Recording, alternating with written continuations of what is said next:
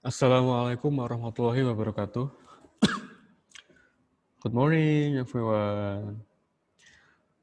Let's continue our science lesson today on chapter 2. Ya, kita akan melanjutkan pembelajaran sains hari ini di chapter 2 atau bab 2 tentang investigating plant growth. Jadi kita akan mempelajari tentang pertumbuhan pada tanaman. Nah, kita langsung saja ke part A di sini. What do seeds need to germinate? Ya, apa itu germinate? Germinate merupakan proses perkecambahan ya. Jadi germinate itu adalah proses perkecambahan atau secara definisi di buku ini what is germination? Many plants reproduce from seeds ya. Jadi banyak tanaman itu yang berkembang biak dengan biji ya, tapi tidak semua. Nah, the development of seeds into young plants is germination. Jadi itu ya kata kuncinya. Apa itu germination? Nah, sini sudah ada ya. The development of seeds into young plants. Itu namanya adalah germination. Ya, dari pertumbuhan yang dari biji ya menjadi tanaman yang masih muda itu namanya adalah germination. Nah, contohnya ini ada bean ya, ada biji. Ada biji kedelai di sini. Nah, kalau kita lihat di sini ada beberapa tahapan ya atau stage perkecambahan atau germination pada tanaman. Ada 1, 2, 3, 4, 5, dan 6. Nah, kalau kita baca satu-satu ini ya. Yang tahapan yang pertama, the plant absorbs water and swells ya. Nah, jadi biji kedelai ini kenapa meskipun dia tidak bisa melakukan fotosintesis, kita kan tahu kalau kedelai itu kan tanaman berwarna hijau pasti memiliki klorofil dan pasti juga bisa melakukan fotosintesis. Tapi kalau masih dalam bentuk biji, dia kan tidak bisa fotosintesis. Kenapa masih bisa tumbuh? Nah, ada pertanyaan di situ kan, kenapa bisa seperti itu? Ya, kenapa bisa seperti itu? Karena apa? Nah, nanti Pak Ika jelaskan. Nah, jadi ketika masih dalam bentuk biji ya di sini, Pak Ika perbesar dulu sebentar. Ketika masih dalam bentuk biji, nah biji tanaman kedelai ini dia menyerap air, absorbs water, ya kan? Menyerap air. Nah, the bean absorbs water. Aduh, Pak Ika salah ambil. Nah, absorbs water. Pak Ika saya ambil lagi. Nah, ini ya, menyerap air. Nah, kalau air itu terserap terus ya, diserap oleh biji, nanti lama-kelamaan kan bijinya akan membengkak, menggembung karena diserap oleh air. Nah, atau membengkak atau menggembung sehingga ukuran bijinya nanti akan kemasukan air. Dan airnya bagian dari biji ini akan tumbuh. Ya, karena untuk tumbuh biji ini membutuhkan air dan juga membutuhkan cadangan makanan. Nah, kenapa meskipun tidak bisa fotosintesis, tumbuhan tetap bisa tumbuh karena dia memiliki cadangan makanan. Ya. The first root grow downward. Jadi yang pertama kali tumbuh ketika proses germination atau perkecambahan itu adalah akar. Ya, yang pertama kali tumbuh itu adalah akar. Yang ketiga, the same grows upwards. Jadi ketika perkecambahan, akar dia akan tumbuh ke bawah. Kenapa bisa ke bawah? Karena pengaruh gaya gravitasi. Nah, kemudian bagaimana dengan batangnya? Nah, batang dia tumbuhnya ke atas juga. Karena memang Strukturnya seperti itu. Batang dia tumbuh ke atas. Supaya apa? Supaya pada saat tumbuh nanti daun, pas pada saat daun tumbuh itu posisinya di atas supaya terkena sinar matahari. Kenapa harus terkena sinar matahari? Iya, karena dia perlu fotosintesis. Dan sinar matahari merupakan salah satu bahan baku yang penting untuk proses tersebut. Tahapan yang keempat, more roots grow. Jadi ketika akar sudah tumbuh, maka akar-akar yang lain akan mengikuti. Ya, akarnya tidak hanya cuma satu, tapi akar-akar yang lain juga akan tumbuh supaya untuk memperluas ruang untuk menyerap air. Ya, jadi wilayah atau capaian yang bisa dicapai oleh tumbuhan untuk menyerap air. Itu dia butuh akar yang banyak. Nah, supaya ketika pas kekeringan, tumbuhan tetap bisa mendapatkan air. Tahapan yang kelima, the stem and leaves which make up the shoot start to grow above the ground. Nah, jadi ketika sudah tahap kelima ini, daun sudah mulai tumbuh, ya sudah mulai tumbuh. Dan pada tahapan yang keenam, the leaves of the seedling are able to make food. Nah, kalau sudah sampai tahapan final ini, dia sudah bisa fotosintesis. Ya, kalau sudah sampai tahapan yang final ini, dia bisa fotosintesis. Karena apa? Karena daunnya sudah siap. Sudah siap untuk berfotosintesis. Nah,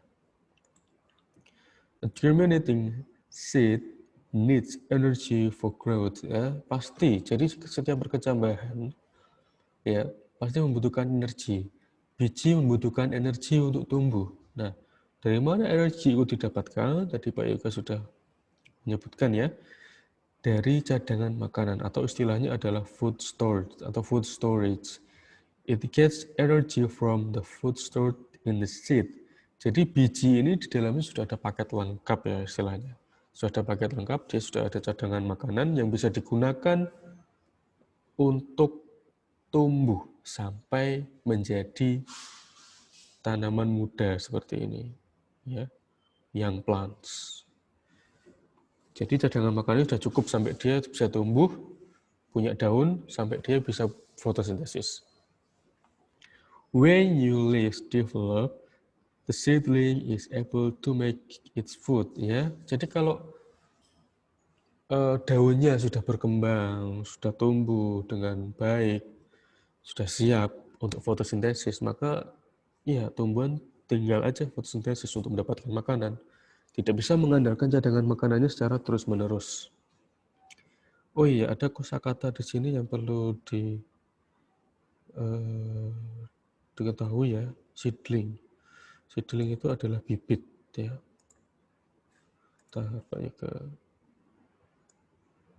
ini adalah bibit ya. Seedling itu bibit. Jangan bingung ya. Nah, seedling itu bibit. Apalagi kemudian. Germination itu berkecambahan ya, tadi sudah ya. Germination itu berkecambahan. Baik, tulis saja, supaya tidak lupa. Germination. Nah, germination itu adalah berkecambahan.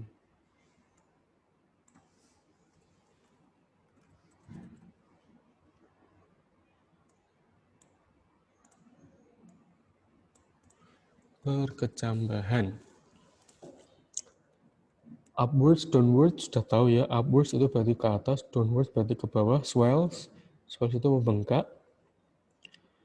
Kosakata yang kaitannya dengan bab ini kayaknya sudah ya. Nah, sekarang mari kita lihat struktur biji. Kita lihat struktur biji di sini. Nah, kalau kita membelah bijinya seperti ini ya, kita akan melihat bagian-bagiannya biji.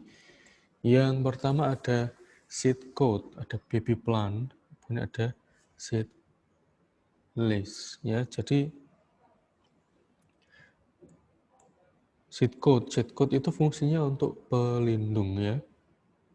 Seed code itu fungsinya adalah untuk pelindung atau istilahnya kulit biji. Nah, kulit biji. Kita tulis saja di sini ya.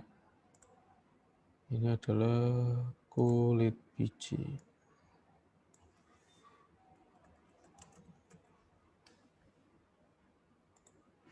Kulit biji. Kemudian ada seed leaves ya. Ini nanti yang akan menjadi daun. Ada seed leaves. Sekarang kita langsung ke bawah saja. Nah, seed coat ini fungsinya adalah untuk protection ya. Untuk covering, untuk menutup, menyelimuti biji dan memproteksi. Jadi kata kuncinya seed coat itu fungsinya adalah untuk covers and protect. Ya. Untuk menyelingkupi dan melindungi. Nah, ini calon tanaman yang nanti akan tumbuh akar, batang, daun. Kalau ini seed leaves ini adalah cadangan makanan, ya. Ini adalah untuk cadangan makanan, store food. Nah, ada baby plant ya. Di sini ada baby plant atau calon tanaman baru, baby plant. Mari kita bahas yang baby plant di sini. Now there is a baby plant in the seed. It consists of leaves, stem, and root. Ya, jadi calon tanaman itu harus utuh. Calon tanamannya utuh. Dia dibekali oleh Allah akar, batang, dan daun. Ya, tapi belum semuanya berkembang dengan baik. Ya, kalau sudah berkembang dengan baik, dia sudah bisa fotosintesis. Tapi kalau masih dalam biji belum berkembang dengan sempurna ya. Jadi baby plant ini terdiri atas leaves, stem, and root. Ya. Nah, that are not fully developed. Nah, ini yang paling penting ya. Jadi meskipun dia dibekali oleh akar, batang, dan daun, tapi masih not fully developed. Jadi belum secara keseluruhan berkembang dengan sempurna. Nah, the baby plant will develop into a young plant if conditions are right. Nah, ini ya. Jadi ketika masih dalam tahap seperti ini, biji itu tidak terlalu membutuhkan cahaya. Ya, karena apa? Ternyata supaya baby plant-nya ini tumbuh, kalau masih dalam biji ya, atau masih dalam tahapan germinasi atau berkecambahan, dia harus dalam keadaan yang gelap. Tanaman itu bisa tumbuh lebih cepat, khusus untuk germinasi. Karena kalau di tempat yang terang, dia proses perkecambahannya tidak akan secepat di tempat yang gelap. Nah, the baby plant will develop into a young plant if conditions are right. Ya, jadi keadaan yang ideal, ya keadaan yang ideal bagi biji supaya bisa tumbuh dan berkembang. Nah, ini ada percobaan ya. Aisyah wants to find out whether seeds need water to germinate. She carries out an experiment using the setup. Ada setup A and setup B. She placed both setup in a warm and bright place and spray water onto the seeds in setup B daily. Compare the setup A and setup B, which variable is the one being investigated or changed, which variable are kept the same to answer a fair test. Oke, jadi gini, kalau melakukan percobaan itu, kalau ini kan variabelnya adalah air. Kalau variabelnya air, ya, maka dia harus menjaga supaya keadaannya seimbang antara setup A dan setup B, supaya adil atau seimbang, kondisinya sama. Karena yang dibandingkan adalah air, maka variasi airnya berbeda-beda yang diberikan ke zat A dan zat B. Nah, hasilnya seperti apa? Ini perlu kita praktekkan supaya kita semuanya tahu. Karena di sini Pak Igo tidak bisa memberitahu semuanya, akan lebih menyenangkan jika dipraktekkan.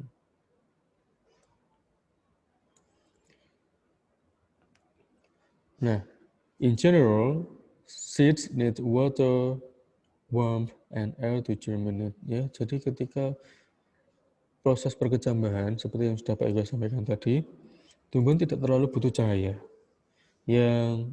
Biji tidak terlalu butuh cahaya. Karena yang paling penting dibutuhkan itu adalah yang kaitannya dengan air, warmth, atau suhu yang hangat atau tidak dingin, dan udara. Seeds need water to soften and break the seeds coat. Jadi air itu dipakai oleh biji untuk melunakkan kulit biji atau seed coat-nya supaya bisa pecah. Kalau nggak bisa pecah, nanti akarnya nggak bisa keluar, batangnya nggak bisa keluar. Jadi fungsinya air itu. Ya, jadi air pada saat perkecambahan itu bukan untuk fotosintesis, tapi untuk melunakkan seed coat atau melunakkan kulit biji. Seedling can then grow through the broken seed coats. Ya, jadi kalau sudah rusak, maka bijinya bisa tumbuh akar, bisa tumbuh batang, bisa tumbuh daun. Nah, sebagian besar ya most of seeds cannot germinate if it's too cold or too hot. Jadi kalau keadaannya itu terlalu dingin atau terlalu panas, maka bijinya tidak bisa berkecambah. Maka syaratnya dia tadi menginginkan warmth, jadi hangat ya, tidak terlalu dingin, tidak terlalu panas. Seperti itu. Nah, ini sudah Pak Iga sampaikan tadi ya, most seeds do not need light to germinate. Jadi memang kalau saat berkecambah, tumbuhan itu tidak terlalu butuh cahaya. Yang paling dibutuhkan adalah water, warmth, and air. And can germinate in the dark soil. Jadi perkecambahan itu bisa terjadi meskipun dalam keadaan terang maupun gelap, ya. Nah, namun hasilnya nanti akan berbeda. Baik, saya tekankan lagi, perkecambahan itu bisa terjadi di tempat terang maupun gelap, namun hasilnya akan berbeda. A germinating seed doesn't need light to make food because it can use the food stored inside it. Sudah Pak Iga sampaikan tadi di awal ya. Jadi kalau masih dalam biji itu dia tidak melakukan fotosintesis karena sudah punya cadangan makanan. When the food source is used up and leaves develop, the seedling can make food for itself. Jadi kalau daunnya sudah tumbuh dan berkembang secara sempurna, maka itu bisa digunakan untuk fotosintesis. Tapi selama belum sempurna, belum tumbuh dengan baik, maka fotosintesis belum bisa dilakukan. Some seeds can stay inactive for hundreds of years before conditions become right for them to germinate. Jadi ada beberapa jenis biji yang dapat inaktif. Inaktif itu artinya pertumbuhannya inaktif, pertumbuhannya tidak aktif ya. Atau dengan kata lain, pertumbuhannya tidak terjadi, tapi dia masih hidup, bukan mati ya. Jadi ada biji yang pertumbuhannya itu inaktif, ya dia masih hidup selama beberapa tahun, atau di sini bahkan menyebutkan hundreds of years, selama ratusan tahun. Sampai dia menunggu keadaan di sekitarnya itu sudah tepat, sudah sesuai bagi biji itu untuk tumbuh dan berkembang. Contohnya ini ada ini. Nah, biji tanaman magnolia di Jepang ya, yang mulai berkecambah setelah lebih dari 2000 tahun. Wow. Nah, magnolia seeds grow into trees with flowers like this. Jadi seperti ini. Contohnya adalah tanaman magnolia yang dari Jepang itu Dia baru bisa berkecambah setelah 2000 tahun ya, menunggu keadaannya benar-benar ideal untuk dia tumbuh.